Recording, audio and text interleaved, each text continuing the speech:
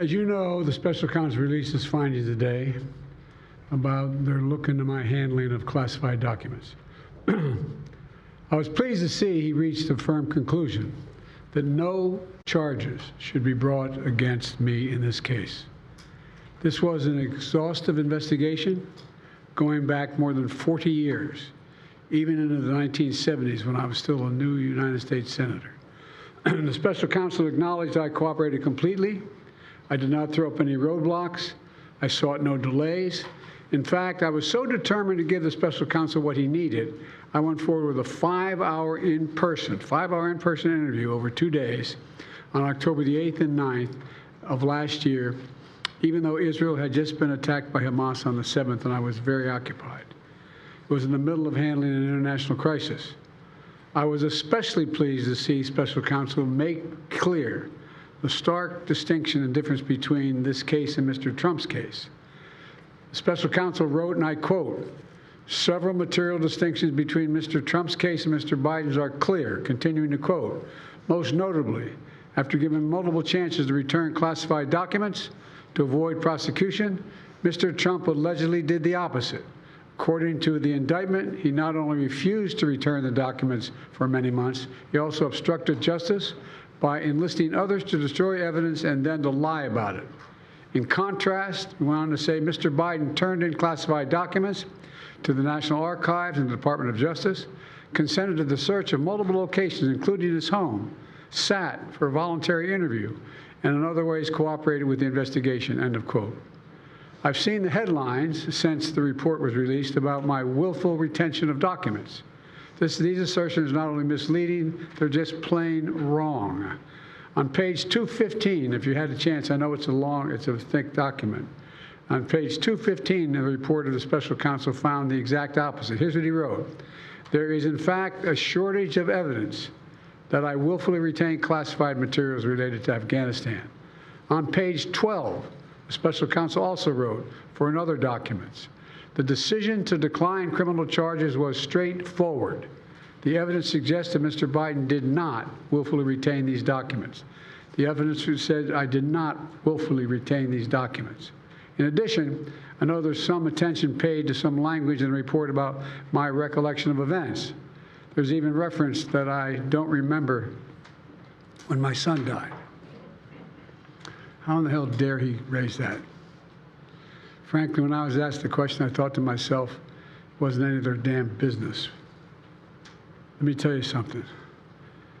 Some of you have commented, I wear since the day he died, every single day, the rosary he got from Our Lady of... Every Memorial Day we hold a service remembering him, attended by friends and family and the people who loved him. I don't need anyone to remind me when he passed away or if he passed away. Simple truth is I sat for a 5-hour interview over 2 days of events going back 40 years. At the same time I was managing an international crisis, their task was to make a decision about whether to move forward with charges in this case. That's their decision to make. That's the counsel's decision to make. That's his job. And they decided not to move forward. For any extraneous commentary, they don't know what they're talking about. It has no place in this report. The bottom line is the matter is now closed. I'm going to continue what I've always focused on, my job of being President of the United States of America. Thank you, and I'll take some questions. President Biden, something the special counsel said in his report is that one of the reasons you were not charged is because, in his description, you are a well-meaning elderly man with a poor memory. I'm well-meaning, and I'm an elderly man, and I know what the hell I'm doing. I've been president, and I put this country back on its feet. I don't need his recommendation. It's totally How bad is your memory, and can you continue as president? My memory is so bad I let you speak. That's Do you feel your memory has gotten worse, Mr. President? My memory is not gotten. My memory is fine. My memory. Take a look at what I've done since I've become president. None of you thought I could pass any of the things I got passed. How'd that happen? You know, I guess I just forgot what was going on. Mr. President. Voters have concerns about your age. How are you going to assuage them? And do you fear that this report is only going to fuel further concerns about your age? Only by some of you. Mr. President, were cleared of criminal liability today, but do you take responsibility for at least being careless with classified material? I take responsibility for not having seen exactly what my staff was doing. It goes in and points out things that appeared in my garage, things that came out of my home, things that were moved not by me, but my staff.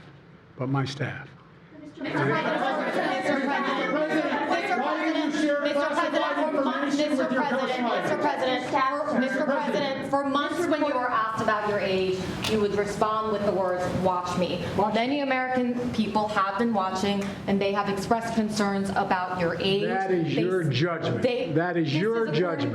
That is not the judgment of the press. They express concerns about your mental acuity. They say that you are too old. Mr. President, in December, you told me that you believe there are many other Democrats who could defeat Donald Trump. So why does it have to be you now? What is your answer to that Because I'm the question? most qualified person in this country to be President of the United States and finish the job I started. Do you believe that? Why are you confusing the names of world leaders? Thank you, everyone. Thank you very much. I did not share classified information. I did not share it. With your ghostwriter. With my ghostwriter, I did not. Guarantee you did not. But the What special counsel said in the Well, no, report they that he did not say that. Okay. He did not say that. But Mr. President, one of the... Let me answer your question. The fact of the matter is, what I didn't want repeated, I didn't want him to know, and I didn't read it to him, was I had written a long memorandum to President Obama why we should not be in Afghanistan. And I was of multiple pages. And so what I was referring to, I said classified. I should have said it should be private because it was a contact between the president and the vice president as to what was going on. That's what he was referring to. It was not classified information in that document. That was not classified.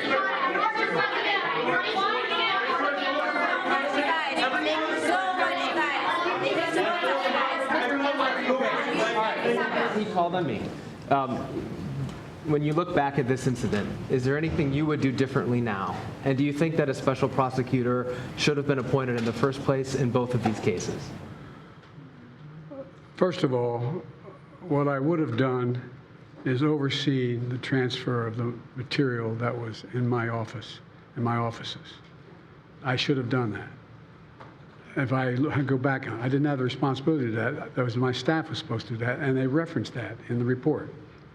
And my staff did not do it in a way that, for example, I didn't know how half the boxes got in my garage until I found out staff gathered them up, put them together, and took them to the garage in my home. And all the stuff that was in my home was in filing cabinets that were either locked or able to be locked. It was in my house. It wasn't out in, like in Mar-a-Lago, in a public place where, and none of it was high classified. Didn't have any of that red stuff on it. You know what I mean, around the corners? None of that. And so I wish I had paid more attention to how the documents were being moved and where. I thought they were being moved to the archives. I thought all of it was being moved. That's what I thought. Now, what was the last part of your question? Whether a special counsel should have been appointed in this case and in the case of your rival president, former president. I think a special counsel should have been appointed. And the reason I think a special counsel should have been appointed is because I did not want to be in a position that they looked at Trump and weren't going to look at me, just like they looked at the vice president. And the fact is they made a firm conclusion. I did not break the law, period. Thank you all very, very much.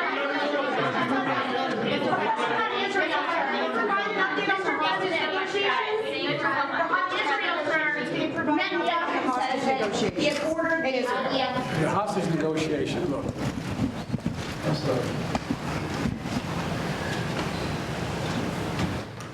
I'm of the view, as you know, that the conduct of the response in Gaza, in the Gaza Strip, has been over the top. I think that, as you know, initially, the president of Mexico, Sisi, did not want to open up the gate to allow humanitarian material to get in. I talked to him. I convinced him to open the gate. I talked to Bibi to open the gate on the Israeli side. I've been pushing really hard to get humanitarian assistance into Gaza. There are a lot of innocent people who are starving, a lot of innocent people who are in trouble and dying. And it's got to stop, number one. Number two, I was also in the position that I'm the guy that made the case that we have to do much more to increase the amount of material going in, including fuel, including other items. I've been on the phone with the Qataris, I've been on the phone with the Egyptians, I've been on the phone with the Saudis to get as much aid as we possibly can into Gaza. There are innocent people, innocent women and children who are also in badly in need of help. And so that's what we're pushing. And I'm pushing very hard now to deal with this hostage ceasefire because, I've been working tirelessly in this deal. How can I say this without revealing it? To lead to a sustained pause in the fighting, in the actions taking place in the Gaza Strip. And because I think if we can get the delay for that, the initial delay, I think that we would be able to extend that so that we could increase the prospect that this fighting in Gaza changes. There's also negotiations. You may recall, in the very beginning, right before Hamas attacked, I was in contact with the Saudis and others to work out a deal where they would recognize Israel's right to exist, make them part of the Middle East, and recognize them fully in return for certain things that the United States would commit to do. And the commitment that we were proposing to do related to two items. I'm not going to go in detail, but one of them was to deal with the protection against their arch enemy to the northwest, northeast, I should say. The second one, by providing ammunition and material for them to defend themselves. Coincidentally, that's the time frame when this broke out. I have no proof what I'm about to say, but it's not unreasonable to suspect that the Hamas understood what was about to take place and wanted to break it up before it happened. Thank you, everybody. We're going to need everybody to hold for a moment.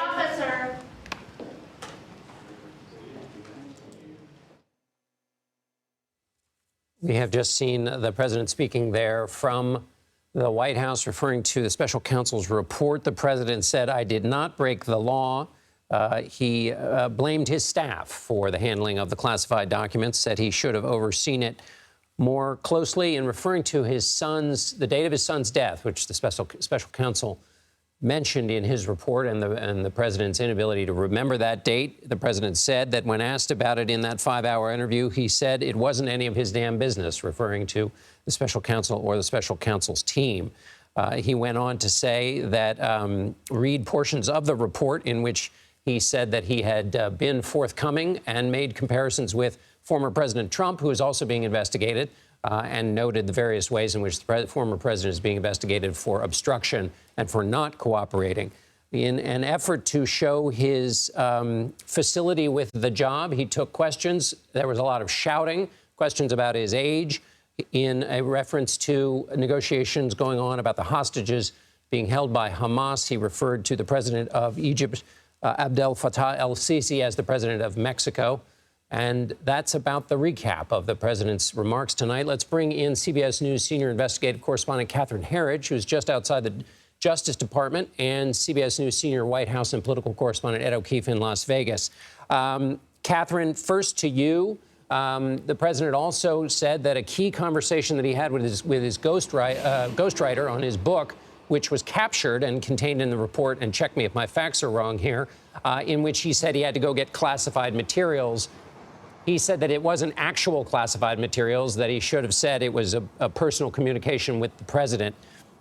Assess that, because it's one of the key points. Was he sharing this classified material? And then his overall defense of his conduct relative to the report itself.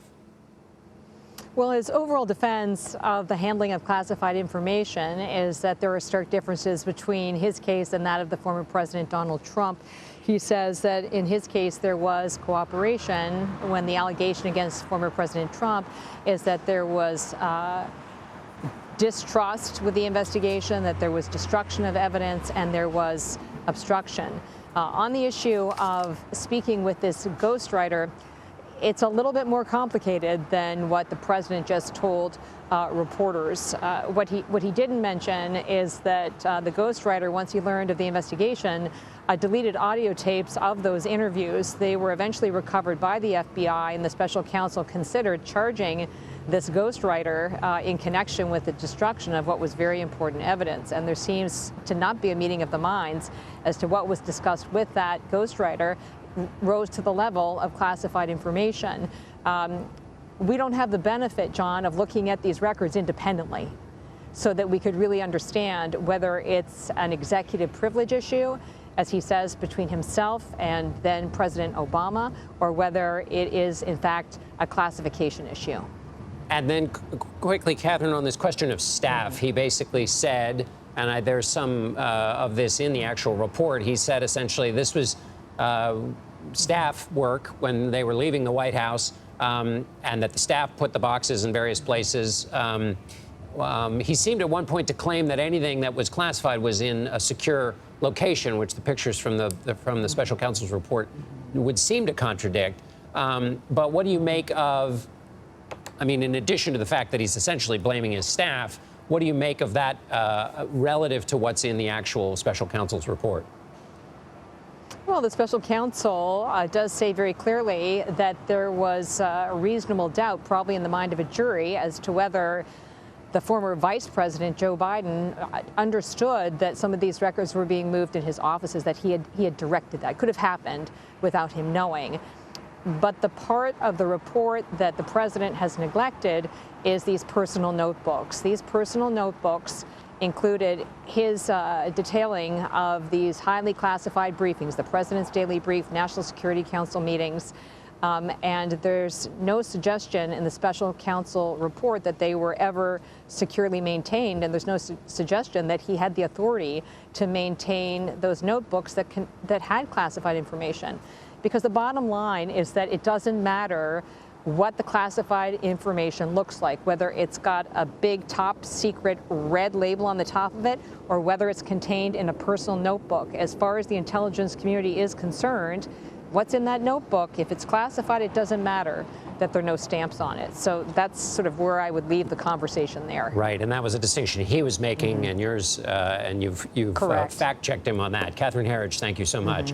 Now let's bring in Ed O'Keefe in Las Vegas. Okay, Ed, let's just deal for a moment with the report itself. Give me your read on the timing and the fact that the president did this evening. He doesn't come out every time his name is in the news. You give me your sense of what their intention was at the start. John, what you just saw there is the beginning of an attempt by this White House to now more aggressively explain and defend the president, what he's done, what he wants to do going forward. For the last year plus, since CBS News broke word of this special counsel investigation, you'll recall it was our Adriana Diaz who started all this and revealed to the world that this was happening. The White House has sort of stumbled out of the gate to explain itself and then understood almost immediately it could say very little publicly in the political and communication space in order to ensure today's resolution. A special counsel concluding that there were no charges to be brought. So by playing by the rules and being cooperative with the prosecutors, the issue, in the view of the president, the case is closed. And legally, it is. Politically now, however, given that special prosecutor's report today that raises specific instances when he could not recall certain things, including, as the report says, the day of his son's death, it gives Republicans and other critics of the president catnip to pull from and say, look, if a professional prosecutor has concluded this, why should he be present? Right. And down the street from us here in Las Vegas tonight, the former president, Donald Trump, will be here. Undoubtedly, he will begin to use this special counsel's conclusions to his advantage on the stump as he continues prosecuting the case against the sitting president. The conclusions with respect to age, not the conclusions with respect to the fact that Biden cooperated and Trump not only didn't cooperate, but is alleged of essentially orchestrating a scheme of obstruction. What do you make of the, so the White House, the president, took on head-on this question of his memory, and particularly on the question of the date of his son, Beau Biden's death. And he said that when he was asked about it, he said that it wasn't any of his damn business, referring, I presume, to the special counsel or whoever was doing the questioning. An effort there to go on offense, obviously, on this very specific question of his ability to recollect. And he also mentioned that he was, quote, I was very occupied, it having been right in the middle of the response to the Hamas attack on October 7th. Yeah. So on the issue of his son and conjuring up sympathies for that, the White House knows, the president knows, there is great sympathy and understanding for his incredible loss, that of his son. And anyone who covers him, anyone who follows him on a regular basis knows that date affects him and afflicts him unlike anything else. And frankly, is his whole reason for being president, because he realized he had to do this after his son had told him on his deathbed, in essence, keep fighting, keep going. So it is the whole reason for why he decided to run again for president. But on this idea that he had to do this while dealing with a global crisis, well, look, respectfully, Mr. President, I think voters would tell you, and they've told us, you should be able to do multiple things at once, be they domestic, foreign, or personal, and still be able to ably serve. And it will feed into the perceptions that voters continue to tell us about, even though he disputed that in the exchange with reporters, that there is concern about whether he can continue to serve 4 more years into his 80s as president. And what we don't know, John, because the polling can't entirely tell us this, do they not want him to be president for all those reasons they're concerned about? Can he do the job day to day? Or do they not want him to do it because they just feel bad for somebody that old having to hold this job? Why didn't he decide to step aside for a younger candidate? And we're going to see between now and Election Day how this continues to play out, how voters think about it. The hope at the White House is, okay, it's February, let's get this out of the way, let's move on. Let's be able to contrast what the president did in the legal space with what the former president, Donald Trump, continues to face today at the Supreme Court, in the coming days in other courts in New York and Florida and Georgia, and hope that voters ultimately conclude he's the better option. I want to say one other thing about what you saw there, because that was an incredibly loud and chaotic exchange. John, you've served at the White House. When I'm not out on the road, I've served at the White House. And you know that this president has been far less accessible and has done these kinds of exchanges with reporters far less frequently than his predecessors. Part of the reason in the past year is because his lawyers told him and his staff was telling him, let's not put you in a position to have to take questions on this specific report. Well, now that it's done, and it very clearly says there's no law broken, he feels a bit liberated to start going on the offensive a little more. That we yell that nobody was there to police it, that's on the president. He can decide who to call on, and he could have asked, hey, one at a time, raise your hands and I'll call on you. Speaker Boehner used to do that. President Obama used to do that. He just doesn't do that. So it looked ugly. It was chaotic. But it's in part because it is rare that he does this. And when he does, he so rarely tries to police the situation and allows it to get that noisy. And the transposition of the Mexican and Egyptian president will no doubt... It's Exhibit A. It's exactly what what voters have said, what people in his own party, what people who serve in Democratic politics right now in leadership positions say they're worried about, because it just adds up. And they know that ultimately that's the kind of thing that could stop him from getting reelected. Sisi is the president of Egypt. That's what he was talking about. And by the way, that's the other headline of the night. Did he not say that the Israeli response in Gaza now is too excessive? Yes, that's exactly. That's a notable statement now. You're exactly right. Thank you for bringing that up. I noted that as well. The president managing the borders of Gaza and the southern border in America. Presumably those are both on his mind. Ed O'Keefe, appreciate it. Thank you. Jessica Levinson joins us now with more analysis. She's CBS News legal contributor and professor at Loyola Law School. Jessica, you've had a long day dealing with the Supreme Court, so I guess what is your takeaway from any of this stuff with respect to the special counsel's report? I'm putting you on the spot here after spending a day concerned with Section 3 of the 14th Amendment. Well, I think my takeaway is that there is a vast difference between the story of President Biden and how he should not have had classified documents and impermissibly stored those classified documents, and former President Trump and how he had classified documents and did not properly store them. Because the beginning of the story sounds very similar. We have a former vice president and a former president, and each of them have classified documents. And in each case, there's no question that they shouldn't have them. And in each case, I think the American public doesn't want to hear, it was my staff, doesn't want to hear, well, my house is locked. If classified documents are supposed to be kept a specific way, then they're supposed to be kept a specific way. But the stories diverge greatly after that. And so legally speaking, not thinking about the politics of this, which I think is not great for the current president, but thinking about the law, in my mind, I can't stop thinking about one word, and that's obstruction. And when it comes to the current president and how he treated the situation, I think there can be no serious claim here of obstruction. There can be serious claims that he engaged in, that he did things he should not have done. But when it comes to the former president and why he is the one facing criminal charges and why he is the one on the receiving end of federal indictment and the current president is not, it keeps to me coming back to obstruction, because we know that the stories, as I said, diverge so greatly, where the National Archives, the Department of Justice, the FBI, saying to the former president apparently over and over again, give us those documents, where the allegations indicate that he refused, that he apparently tried to hide and or destroy those documents. That's what I think, taking the politics out of it, if you're a prosecutor, why do we have different outcomes here? That's the reason.